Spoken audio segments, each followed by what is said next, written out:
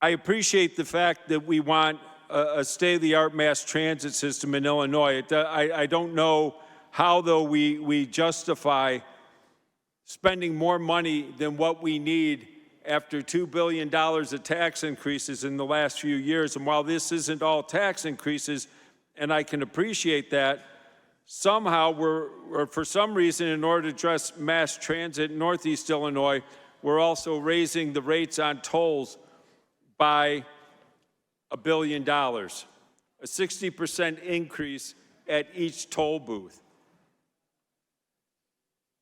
And yet, the CTA is not being asked to raise their fares after 10 years and being put on hold until the new board can come in and determine apparently what is right.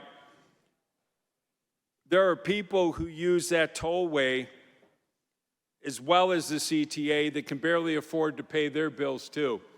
I have a family member that's one of them. It's going to force them onto arterial streets on what is already a long day. It's going to make it even longer. You know, I understand the need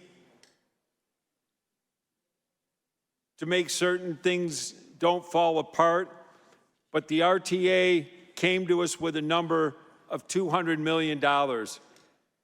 It seems to me the very logical thing to do here would be to put in place a new governance board in which the collar counties cannot be disregarded, and I hope every suburban legislator is paying attention to that.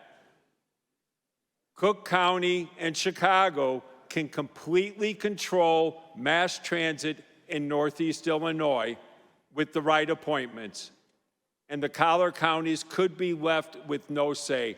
And that, to me, is a huge problem, especially given the fact that in all this funding, and while we all pay into the road fund, Chicago, Cook, Collars, and the whole rest of the state from which these expenses are going to be taken, most of the drivers on those tollways that are going to see that $1 billion increase in their tolls come from the suburbs.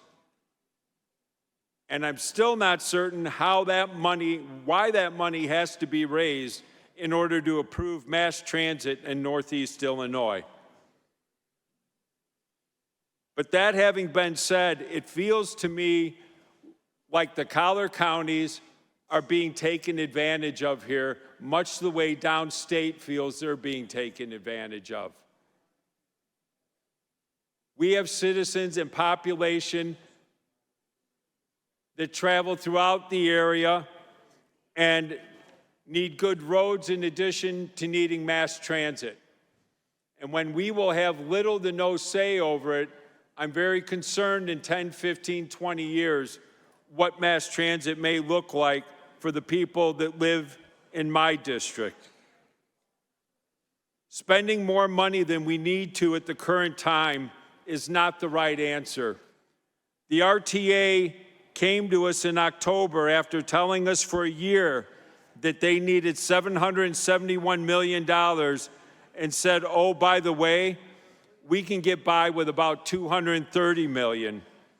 And amazingly, in that, they had $232 million in additional revenues coming from taxes that they had not anticipated, as well as the fact that they came up with $217 million in various operating efficiencies and expenditures that they were able to save.